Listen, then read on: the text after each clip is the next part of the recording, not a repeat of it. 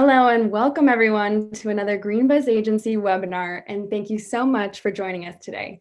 My name is Amelia Oliver and I'm the marketing strategist here at GreenBuzz Agency. Now, if you've joined us for our webinars before, you're probably used to hearing my friend and colleague Andrew Whipp as the host. But the reason I'm here with you all today is because we have an extremely special all-female episode with three absolute powerhouses who we cannot wait to hear from. But before we get started, if any of our audience members ended up here and don't know exactly who we are or what we do, GreenBuzz Agency is a full-service video production company that's based in Washington, D.C. And we specialize in documentary, motion graphics, branded content, and of course, during COVID, virtual production. So if you or your teams are curious about the process of making a video or are looking to tell your own story and add video to your marketing and communications mix, please don't hesitate to reach out to us.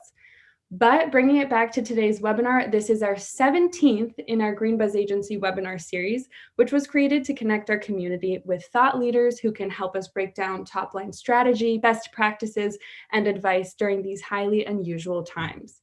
So given that we've had almost 20 episodes with over 40 panelists, you might be wondering where you can go back and refer to some of these top-line strategies we've been covering throughout the pandemic. So if you'd like to check out any of our previous episodes, visit greenbuzzagency.com/blogs. There you'll be able to see the on-demand recordings for all of our episodes, which include strategies and ideas from executives at Twitter, PBS, Sotheby's, Make-A-Wish, NASCAR, and many, many more. Today's episode will focus on content that delivers value and caters to your niche. So if you're looking to learn how to really connect with and amplify a specific audience, you're absolutely in the right place. And finally, it's time to introduce our panelists. Today, we are joined by Kate Brodock, Caiti Donovan, and Ellen Hyslop.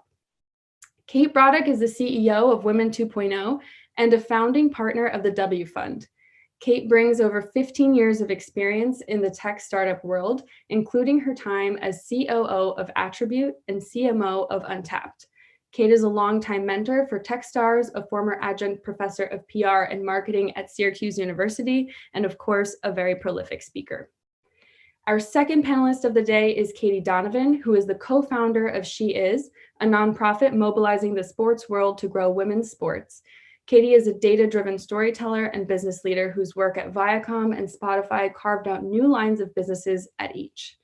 And last, but absolutely not least, we have Ellen Hyslop, who is the co-founder of The Gist and a member of Forbes 30 Under 30, class of 2020.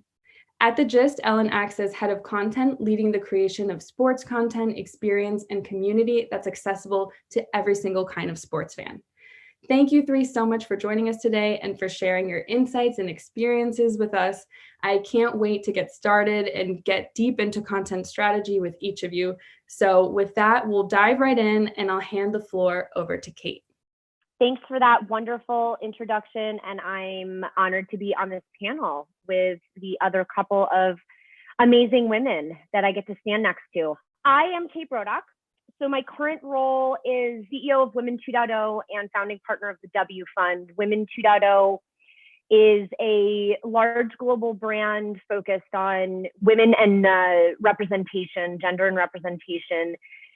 In the tech industry, generally speaking, but we do most of our work in the startup space. And of course, as everyone on here knows, at some point we'll all be calling technology a horizontal, but right now it's still an industry. We're in quite a few different industries, media, financial services, the whole bit. And then the W Fund is a VC fund that invests pretty much along those same DC's line, women and underrepresented early stage tech founders. Quick background, because it's relevant to this. I've been in the tech startup space. Largely, I've had a couple of blips into corporate and also a nice little blip into higher ed, but I've been there for 15 years and mostly as a practitioner. And much of that focus has been in the marketing realm in terms of digital and content and that sort of thing. So that's sort of, I'm getting back to my old roots on this, so to speak. But this idea of content and how it can be used to effectively connect to audiences has been a constant throughout. Now it shows its face in Women 2.0 through our media property, which is our first touch point oftentimes to our audience. It has a different function than content maybe did in my last life, but still really important and a lot of the same overlaps. So I'll get right into it. I went over a little bit how content has been part of my career, but again, just really specifically, both in terms of media and content marketing, I will say the bulk, just as a sort of caveat, the bulk of the quote content that I have dealt with and been focused on is text in nature. So done a little bit in sort of video and some other platforms, but a lot of this is sort of the written word and storytelling and connecting and creating trust and authenticity through written word. When we think of content, depending on, and actually it doesn't really depend on what context you're viewing it in whether it be in terms of a brand, whether it be in terms of a media property, that type of thing. There are a couple of things that across the board, you essentially are wanting your audience to do after it interacts with your piece of content. The first thing is you want them to come. You got to get them to come. The second thing is you want them to stay, whether that's read, whether that's view, whether it's interactive, and there is actually some level of direct engagement with your piece of content. You want them to be sticking around and being there throughout the entire experience that you have set up for them. The third thing is that you want them to come back. That is one of the big marks of whether it's customer retention or slowly getting a potential customer down the funnel, or whether it's through your media property, again, coming back and finding ways and reasons to be re-engaging with your ongoing content. And then, of course, sort of one of the hallmarks, obviously aside from the holy grail of conversion, whatever that looks like for you, is to pass it on. As you would love to be creating such an experience that they feel that your content is enough to be able to pass it on to their networks, extended networks, colleagues, etc. So how do we do this? The biggest thing for me that I talk about ad nauseum with our content now, content in the past, any content, and within pieces of content, each separate section of content, so to speak, whether it be your title, whether it be your body, whether it be, length of video, whatever it is. The biggest thing for me and the main connecting point between audience and brand is value. Now, that's a big sort of, that's a really big sort of flashy thing to be saying, very vague. It can be very, what does that mean? And that type of thing. It's almost, frankly, a big sort of duh. In my past experience, however, really having value at the core of what you're bringing to your audience, I've seen this be a very large gap with people.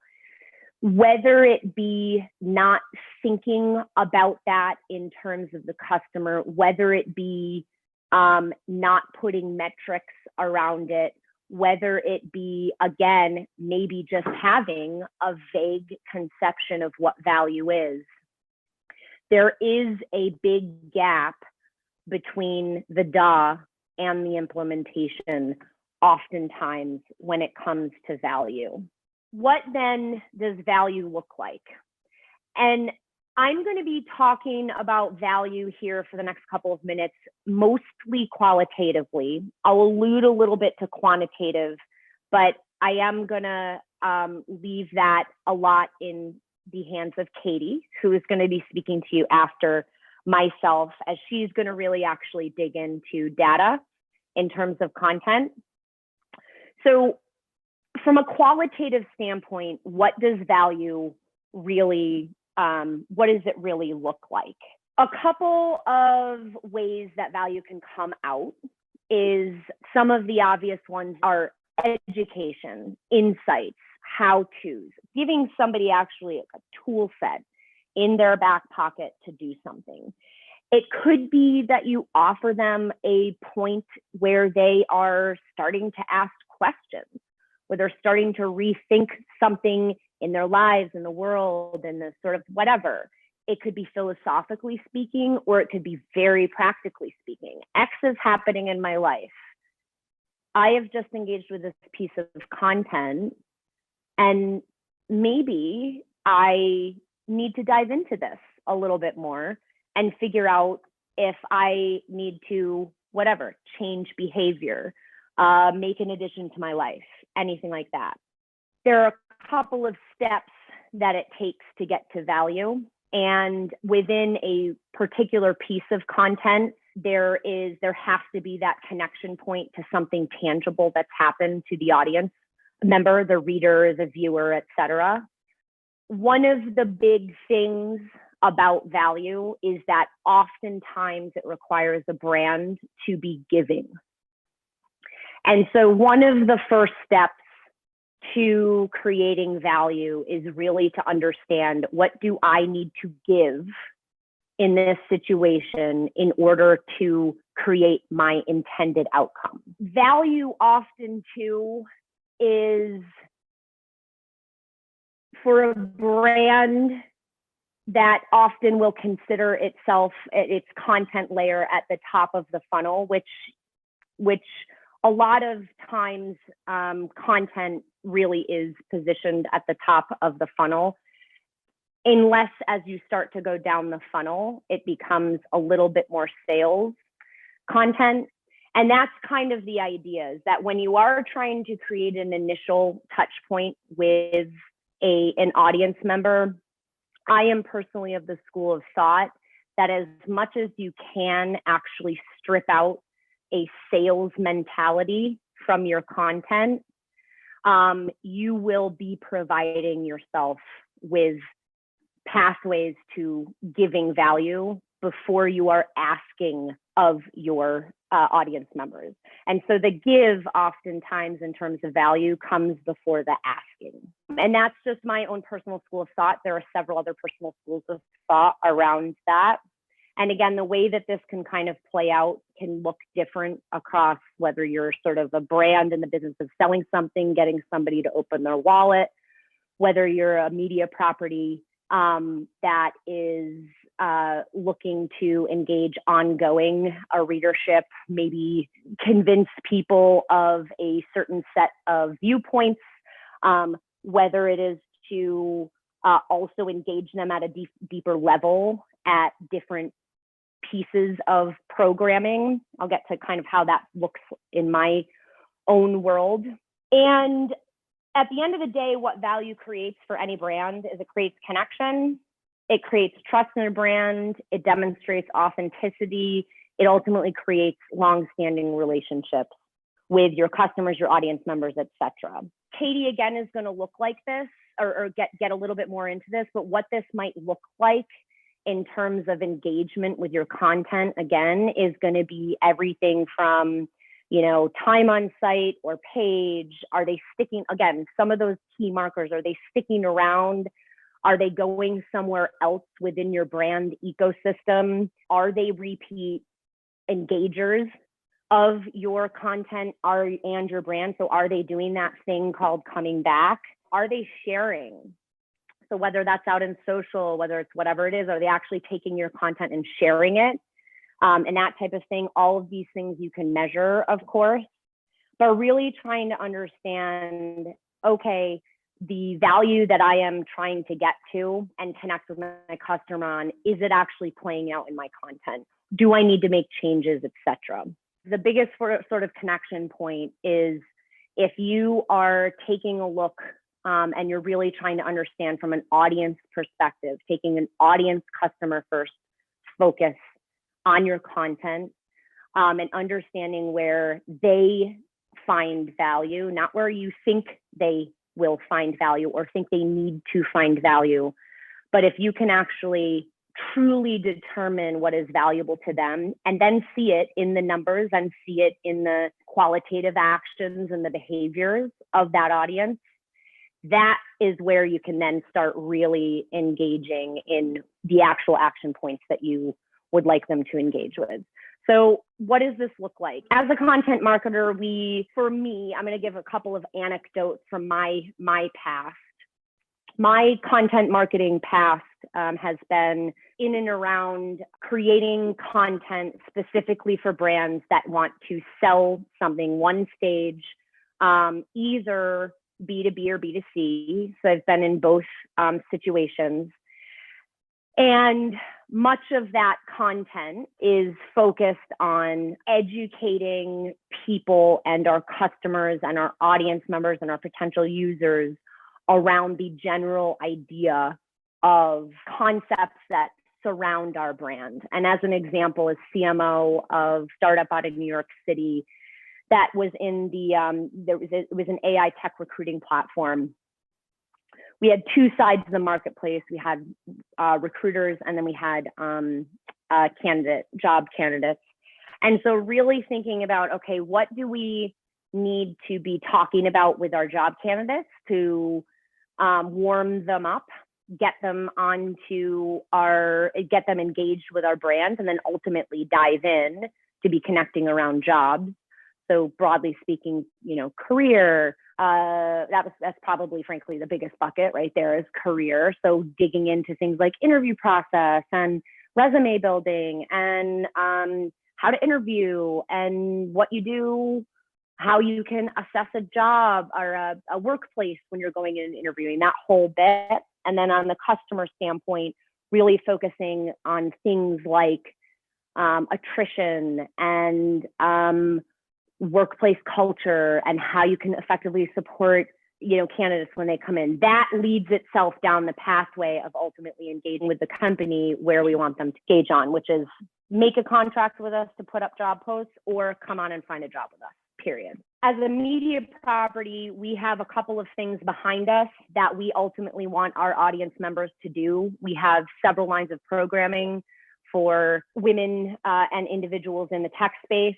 And then we have several lines of programming for what we broadly call the ecosystems. That's essentially kind of the workplace and the funding environment side of things.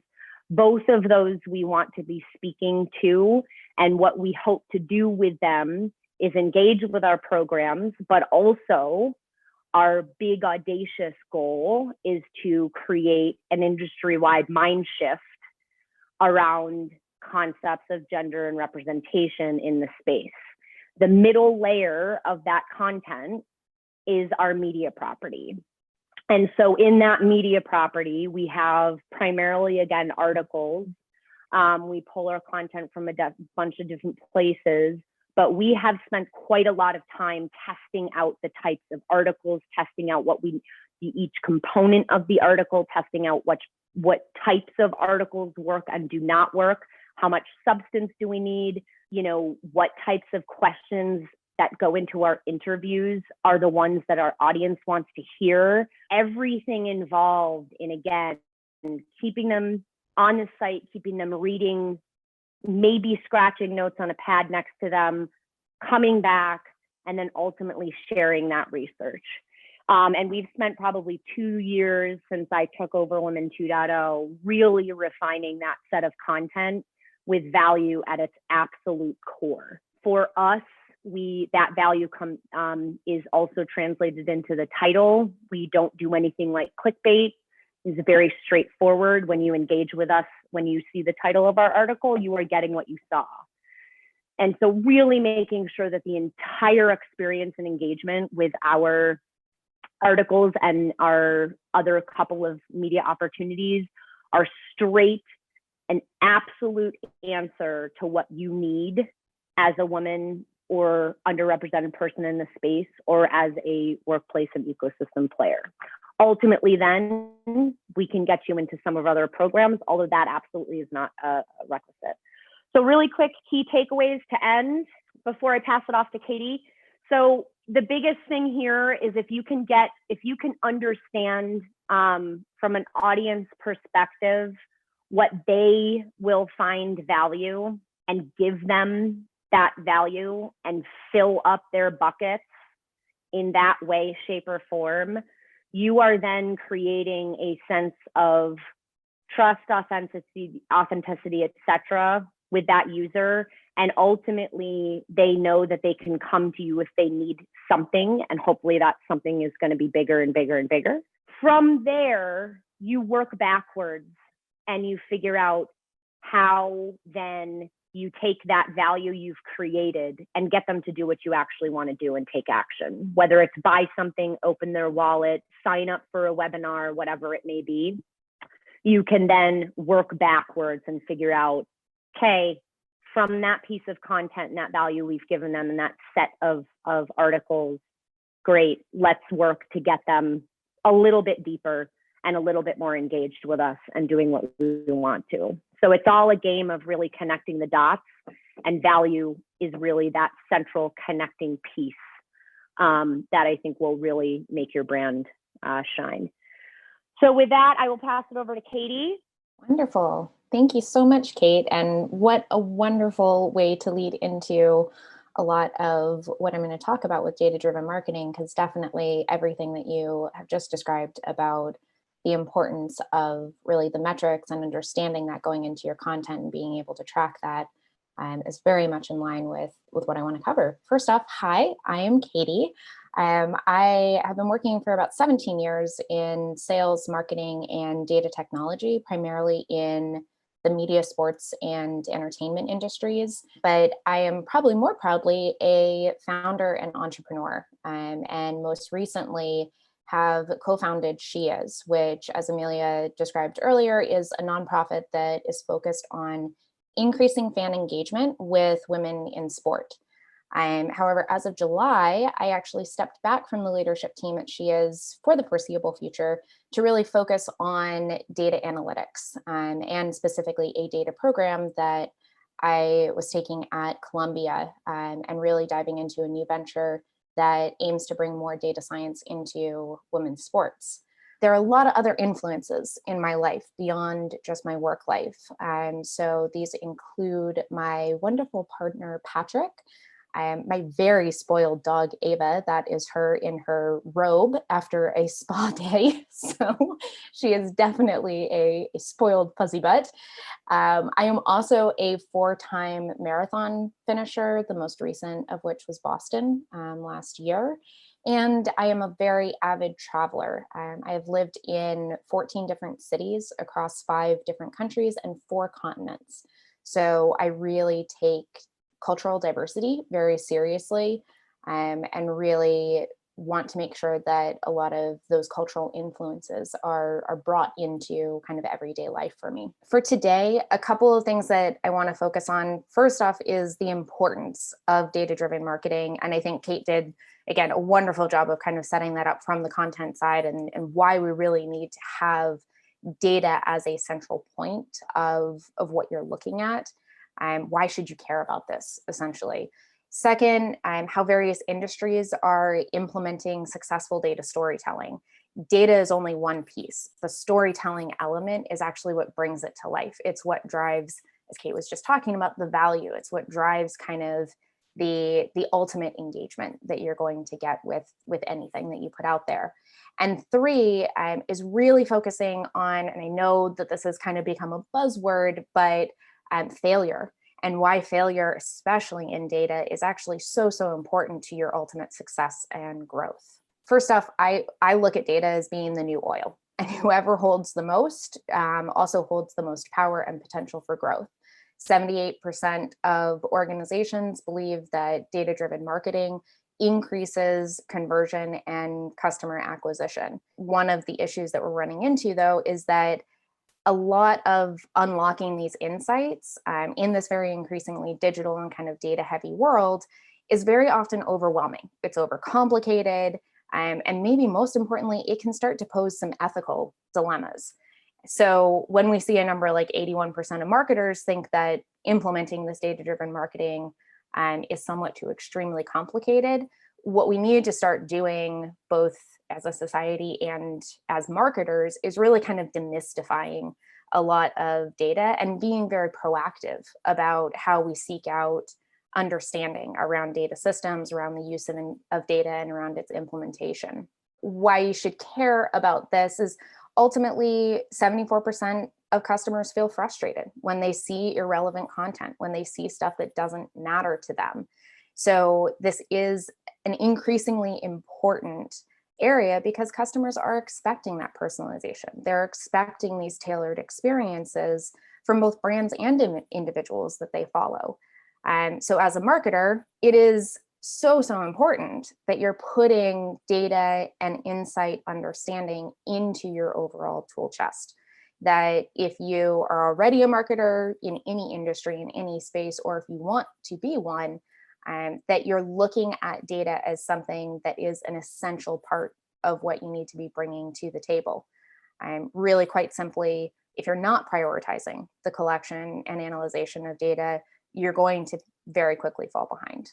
I want to share a couple of examples because really there are limitless examples of how industries can and do use data and insights in really everyday business. But some of the examples that I have experienced over my career, I'm first in the media space. I was responsible for building out what kind of the first e-commerce focused strategy for Viacom would look like really across Europe.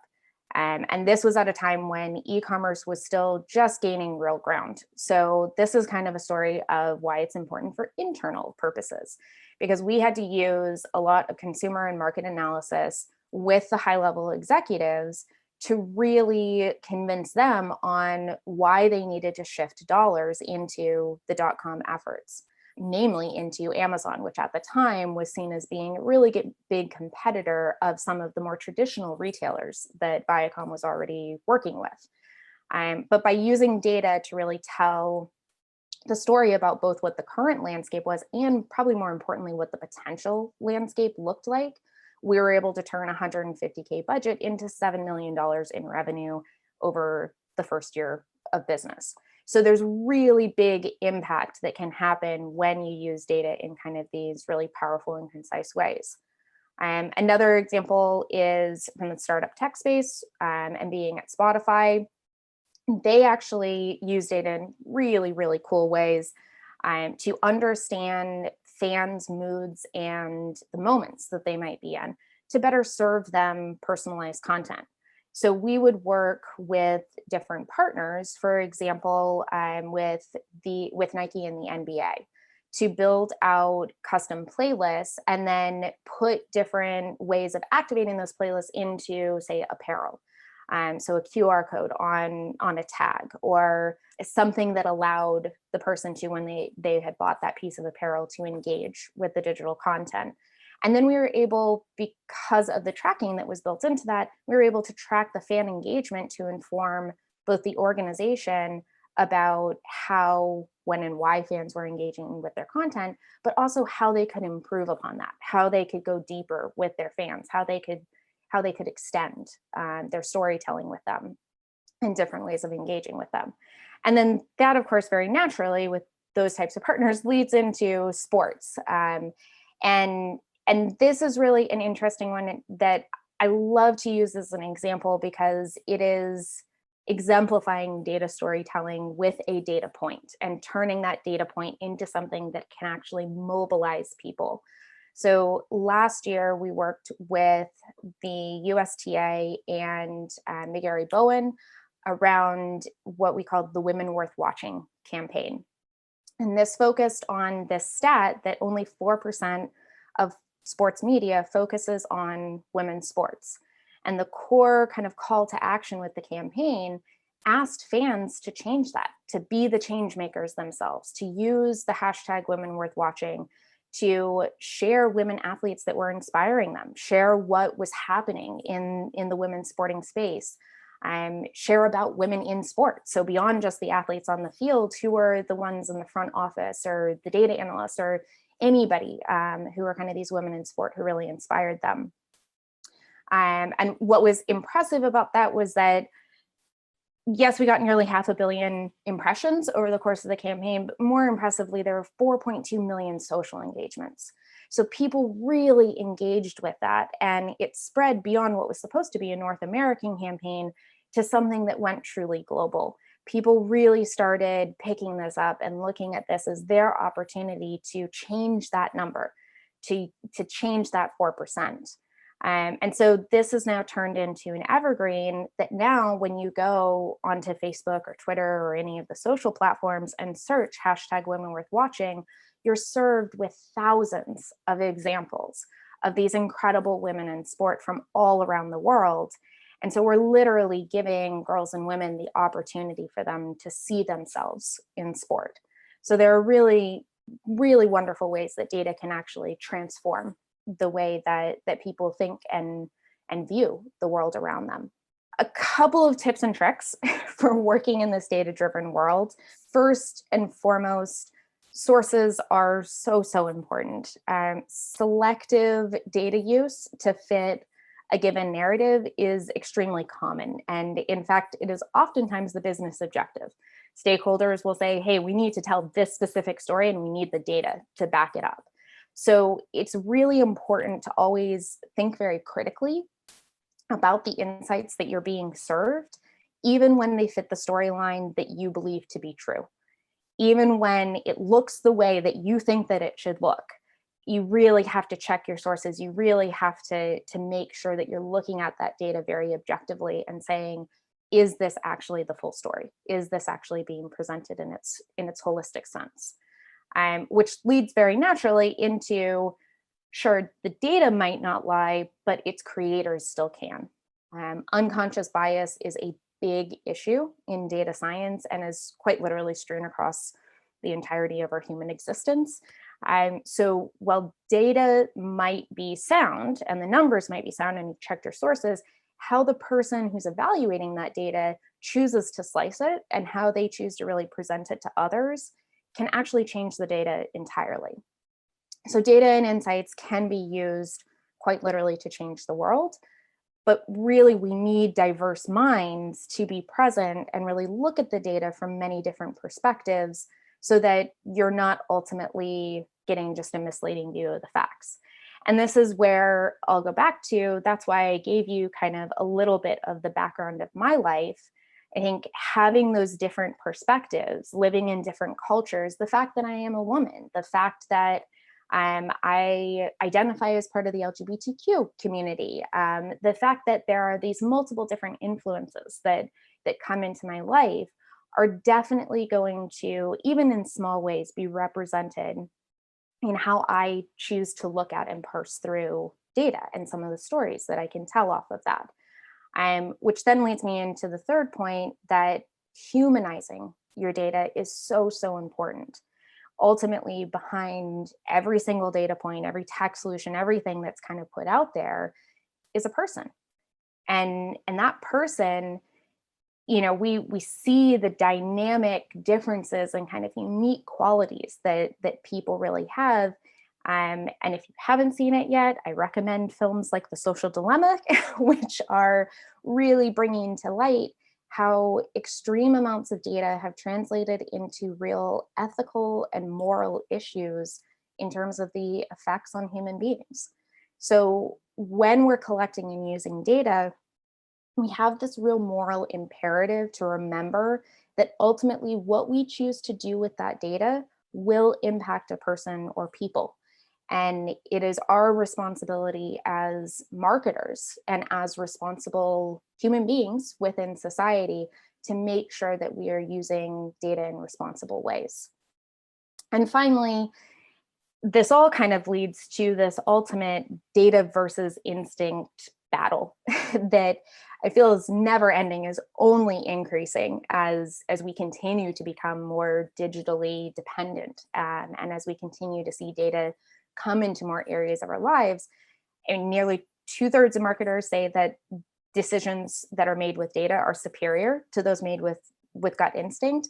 But as many as 62% of business leaders rely on gut instincts for key decision making. So you've got basically an even playing field there of people who believe data is better and people who believe instinct is better. So which is it? Myself personally, I think it's really, and this is going to sound like a cop-out answer, but I think it is really a combination of both. Yes, absolutely. I love using data. I love using that to inform decision. I love using that to tell stories, but I also rely on a gut instinct. I rely on experiences that I've had. I rely on business understanding and things that I have developed over the course of my career to ultimately allow me to look at a data point. And if I have a red flag about it, if I have a gut feeling about it, to allow that to help me explore it more or explore it more deeply, to allow that to help guide some of the decisions and the major impacts that I can have on the world. Sometimes those gut instincts point to the fact that it was a fail, that there are some things that just didn't work out. And while society is still kind of coming to grips with accepting failure as a positive because it's a learning or a teaching moment or whatever, data almost relies on failure for it to be successful. So stakeholders will oftentimes want data to give them these answers or these magic bullets. But data science at its core is about probabilities. It's about the fundamental properties of statistics, so ranges, outliers, et cetera. And when you're working with data, in almost all cases, it means that looking into failures is really a very necessary element to determining what success can look like. And by understanding this concept around kind of this balance and this importance of failure, that's where you ultimately lead to your best growth. So as an example, Google marketers produce quarterly failure reports, and they're evaluating their A/B tests, their conversion rate optimization, really a lot of their analytics metrics. So when something fails, they're looking at it as, okay, how do we scrutinize this? How do we look at this in different ways?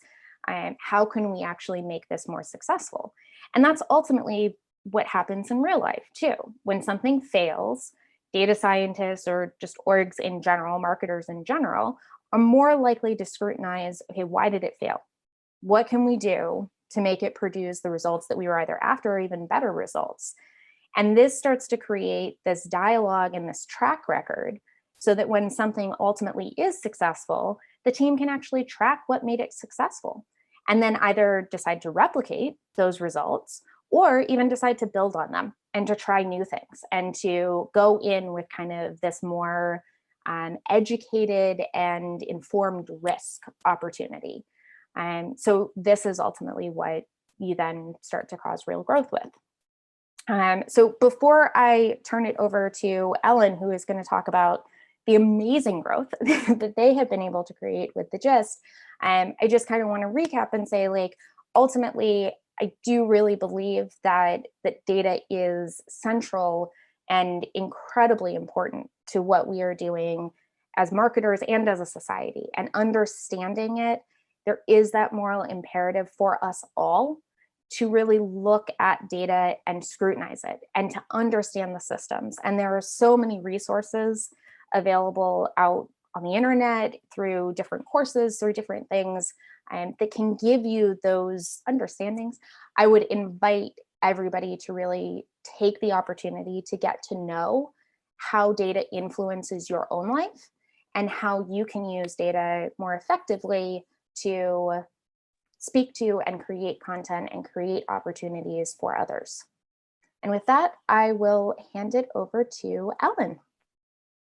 Awesome. Thanks so much, Katie. And to Kate and Katie, I learned so much within the time that you both spoke. So thank you so much for speaking, and to Green Buzz for having us all today. I'm going to do my best to actually buzz through this in about 10 minutes. So we'll get right to it. So as Amelia mentioned off the top, my name is Ellen, and I'm one of the co-founders of the GIST, and I'm also the head of content. And with that, I'm really in charge of our strategy of how we expand our content in all of our channels. Because we are a startup and because we're very new to this space, I wanted to quickly go through what is the GIST, and then we can kind of get into speaking a little bit more about how to engage an audience with content today. So first, looking at what is The Gist. The Gist is a sports media startup that is all about leveling the playing field in sports. So we do this by creating sports content, experiences, and community that are by women and for all sports fans. So really, the reason why we created The Gist is because we noticed that sports is such a social currency in our society. It's a great connector, and it really does unite people. But at the same time, we also saw from our experiences in the corporate world for 4 years working in downtown Toronto, we noticed that oftentimes women and casual sports fans are left out of the sports conversation and community. Sports are this powerful connector, and they can cut through things like race, gender, religion, politics, and everything like that. And we really felt like sports were for everyone, but the way that sports were being talked about, the way that sports were being spoken to folks really did feel like it was for that avid and a lot of the times male sports fans. And so we dove into that a little bit more before creating The Gist, which is where we found the problem. 2% of C-suite executives in the 4 major leagues are women. As Katie mentioned, less than 4% of sports media coverage is on female athletes, and 14% of sports media journalists are female. And so when you look at that, it's no wonder why so many women and also so many casual fans feel left out of the sports conversation and community. So instead of just looking at this from a problem, we really took it as, wow, this is a really very real thing that a lot of people are probably feeling the same way as us. It's not just us who, myself being a super avid sports fan, also a woman, but my co-founders, JC and Rosalind, being a little bit more of those casual sports fans and really not feeling engaged in sports. It couldn't have just been us who was feeling so disengaged and disenfranchised from the sports world and community.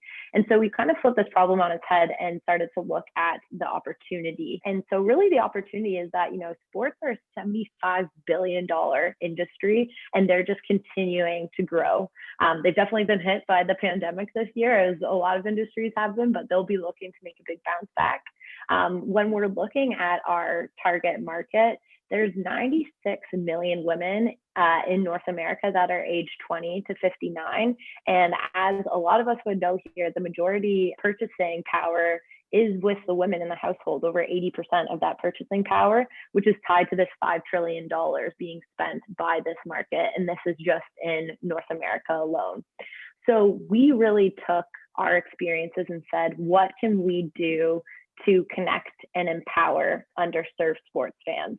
The most distinctive shift in the sports landscape in the last 50 years has been the rapid rise in the importance, influence, and value of female fans.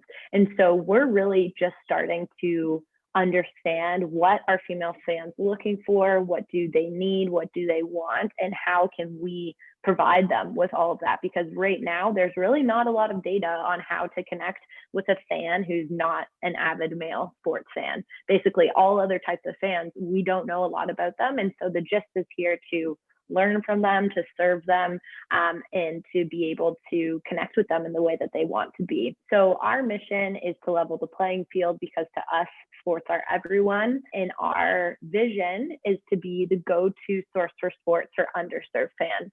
So as much as, we are a completely female team, our content team is all women, and we're really looking at our target market as women. We consider everyone that we're speaking to as an underserved fan or someone who just wants a different voice in the sports world. We have a twice weekly newsletter that comes out on Mondays and Thursday mornings that gives the gist of what's going on in sports in a really authentic, fun, and female voice.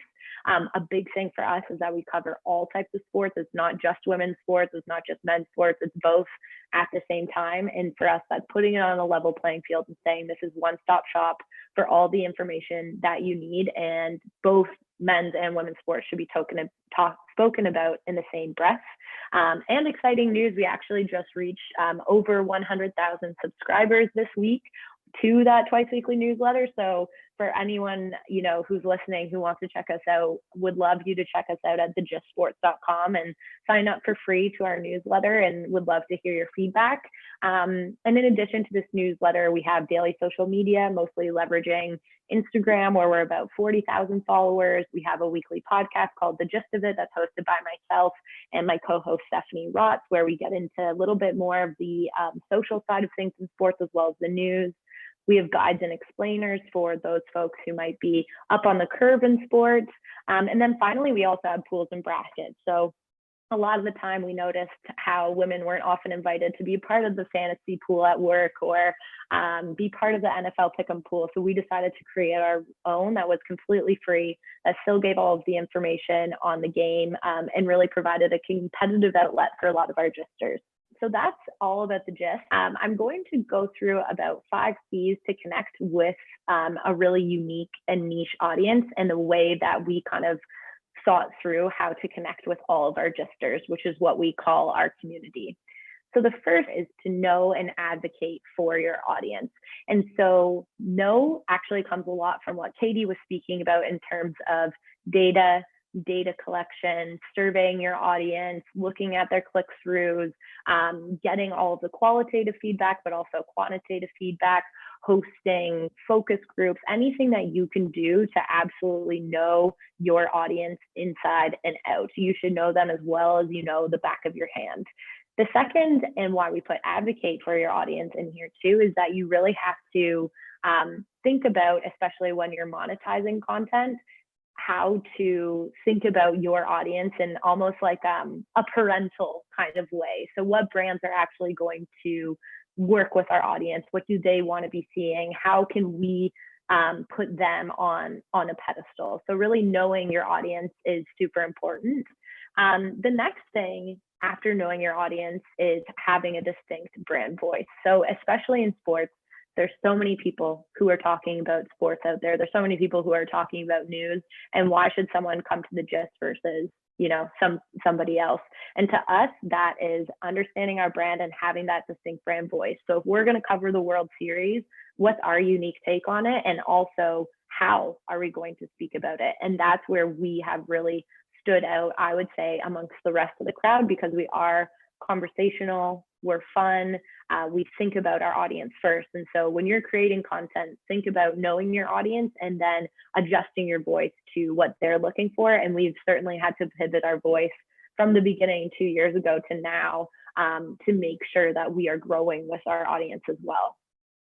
The next thing here that we have is listen and learn from your audience. So as I just mentioned, we've pivoted a lot in terms of our product offerings, the way that we speak to our audience, our branding, all of that stuff from listening and learning from our audience. You should be constantly checking in with your audience every time that you send out a piece of content, looking back at those quantitative analytics. And we try to touch base with our audience at least once a quarter in terms of gaining their feedback on something specifically that we need their help from. The next thing that we want to talk about really ties back to what Kate was speaking about at the beginning, is that content and being a media property is really about earning their trust and being reliable. So that comes with, making sure that you're putting really great content out there, making sure you're putting accurate content out there, and being reliable really is, they know what they're going to get from us every Monday and Thursday, and they know that they can rely on us to give them tools for their toolkit to be part of different sports conversations and to start enjoying watching games and sports more. The last thing that I want to say, though, is that as much as you need to be reliable, you also can't forget to delight and surprise your audience. You can't be stale. You have to be fun. You have to, have them be reading a piece of content and then widen their eyes, or have them laugh, or have them be like, what the heck are they talking about? Need to be able to have that emotional tie to the audience as well. So to wrap up this kind of rapid fire section, I guess you'd say, on the gist and speaking about the audience, really we find that the most important thing is to completely understand your audience like the back of your hand, Second is to leverage your audience so that you can learn from them in order to get better. And when you learn from your audience, it really does help them be part of your community and also be part of your success. So when we reach this 100,000 subscriber count, they feel like they are part of that success, which is amazing. And then the last thing is really doing everything that you can so that they trust you and that you're authentic, so that you can really build and grow this community together. Thank you so much to the three of you. That was fantastic. And echoing what Ellen said, I mean, I was learning so much and taking notes throughout. Because we had so much material to get through, I'm just going to transition us very quickly right over to the Q&A. And so I'll start off with you, Ellen, because that was kind of a rapid fire session that you had there. And I want to know, how do you assess the right touch points in terms of posting cadence to ensure that you're not over or under communicating with your audience and are really delivering value with each and every communication? Yes, that's a really great question. Thank you for that. We actually started off with a once weekly newsletter. So it would come out on every Monday morning. And that was really when we were doing as a side hustle off the side of our desks. And the feedback that we received from our gisters is that they wanted more. And we said, okay, let's give them more. Let's give them twice a week. After that, we had a lot of gisters say, this is great. I'm getting the gist on a lot of different things that are going on in sports, but I live in Chicago. I just want to hear about Chicago sports. So then we said, okay, let's specifically start having regional newsletters. So we have national newsletters for the US and Canada, but then we also have 8 regional newsletters that will go out specifically to Chicago, New York, LA, so that they get the national news, but also their regional news. So the answer to this is really listening to your audience. The next step for us is, do they want to receive a newsletter from us? And what are the different ways that you can connect with them through, let's say, a newsletter, but then can the other days of the week be covered through social, through podcasts, through drafts and brackets? So it's kind of the management of how do you touch base with your gisters every single day, but in different ways so that it doesn't feel like an overload.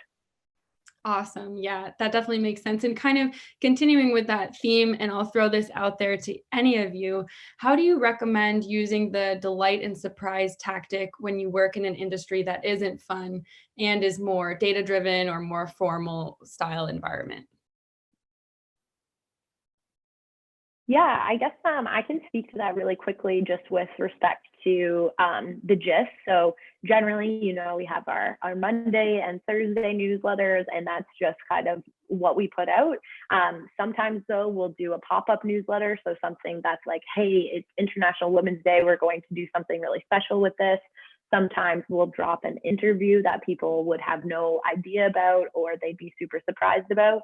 Or if it's something that's the surprise and delight, what can you change within your current offering? So is it a complete rebrand? Is it a joke that you think is really saucy, but you think people are going to really enjoy it and pass it around and share it? What would basically what is it in your content or what you're doing in terms of your product that would make people go like, oh my gosh, that was so creative. I need to share this with my friends. That's something you need to think about, I'd say, at least once a month.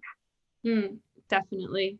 Yeah, I can chime in on that too super quickly. I can, because this kind of goes right towards the idea of value is if you can actually understand 2 things, what's valuable to your audience broadly, and then how you can deliver it to them a little bit differently.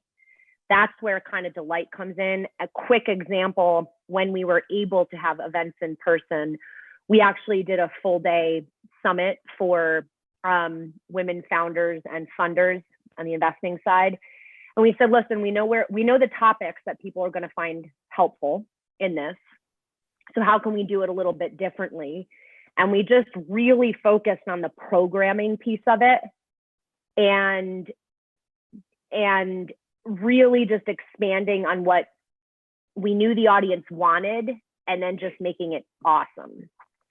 And so people walked away like, oh my God, I have been to 10 of these events in the last 2 years, and this was an order of magnitude better than that. And that's kind of what it is like really expanding on that value piece, and then you get delight.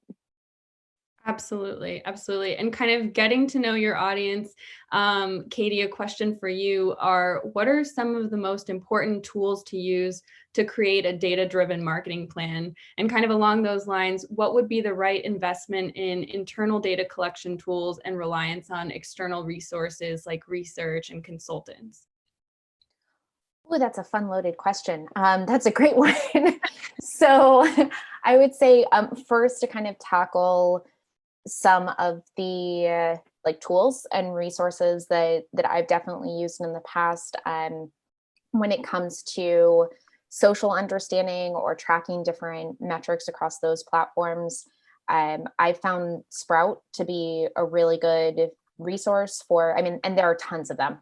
This is a dime a dozen, but we've had experience with Sprout and just kind of using them to not only be able to track what we're doing on our social channels, but to also do social listening around various different campaigns, which has been really helpful when it then comes to turning back around and as I said, looking at what failed, what worked, and trying to expand and build on that. I would also say that definitely investing in internal systems is an absolute must.